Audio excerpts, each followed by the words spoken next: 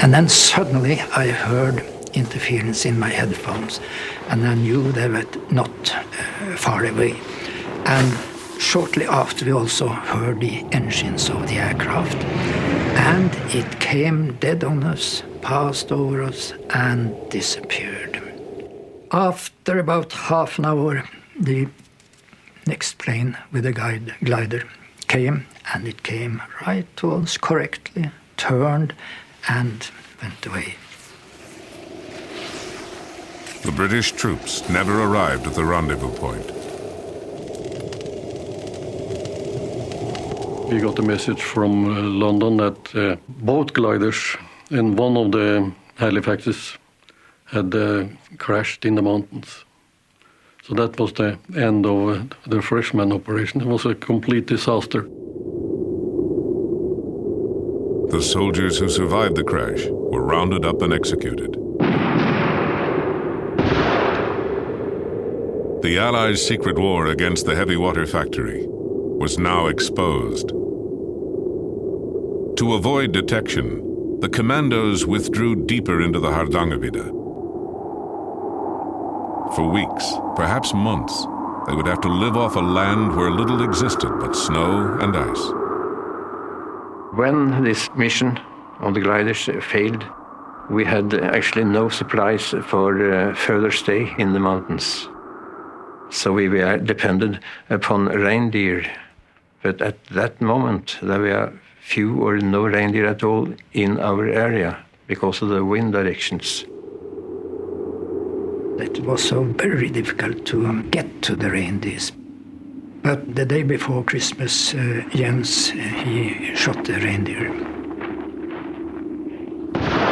Jens learned that if you take the stomach of a reindeer, you get vitamins from the reindeer moss.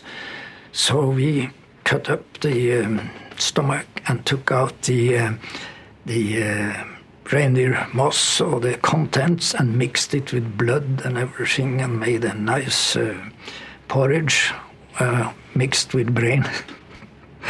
And we were eating it, and it probably saved our lives.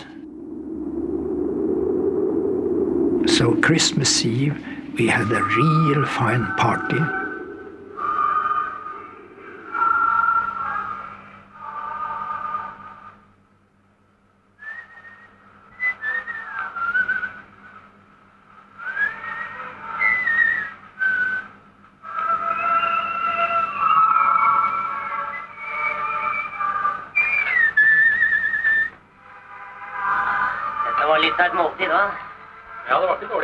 We chatted. We had a good time at Christmas Eve. I remember well.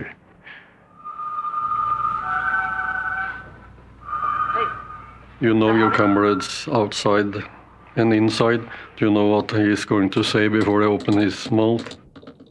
They had endurance. They had a will to hold on when there is nothing in you except the will which says to hold on.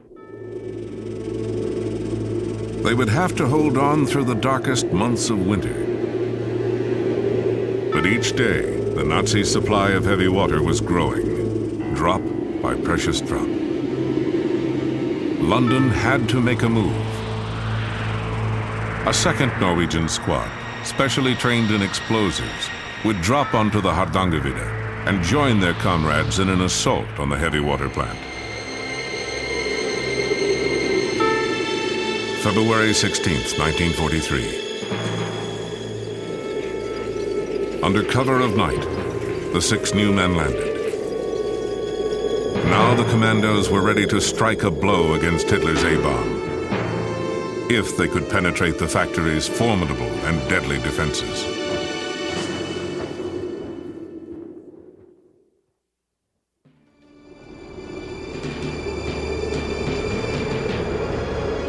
To the commandos, the heavy water plant appeared impervious to attack.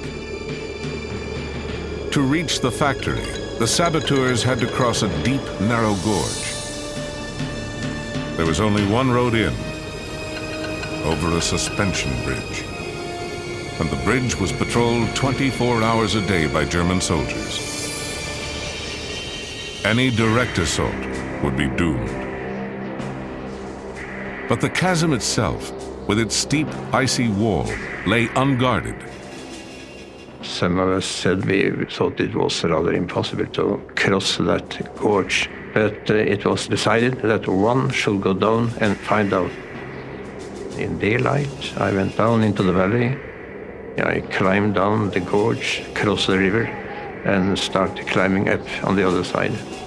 And then the same way back, up to my friends up in the mountains, and told the facts that it was possible to cross the gorge.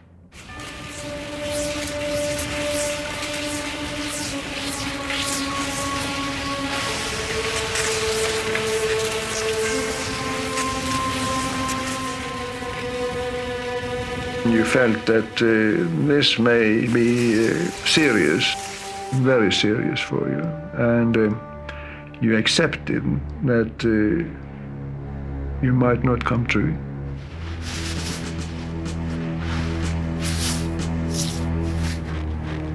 And we climbed down the river and up on the other side, and our plan was to get in position for the attack by 11:30, because at 12 o'clock at night there was a guard shift down on the suspension bridge.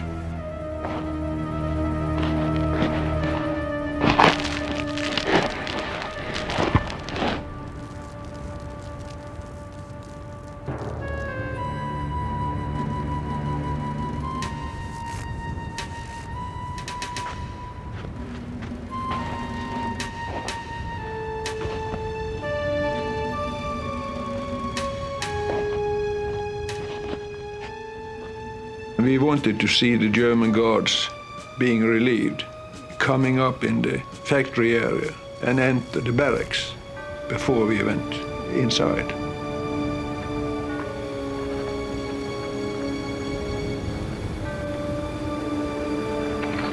We all thought we would be discovered when we forced the gate, but nothing happened. Two of us carried a full set of charges. In case one should be shot, there should always be reserve. The task for the demolition team: to attach explosives to the heavy water cells located in a basement room. Meanwhile, their comrades on lookout waited. Each passing moment increased the chance of discovery. If we had been discovered, I knew that during such circumstances you will have to act. So they shoot. If a shot would of course maybe spoil the whole operation. Inside, they overpowered a Norwegian workman. Holding him at gunpoint, the saboteurs placed their charges, pausing only to decide how much time they would need to escape before the blast.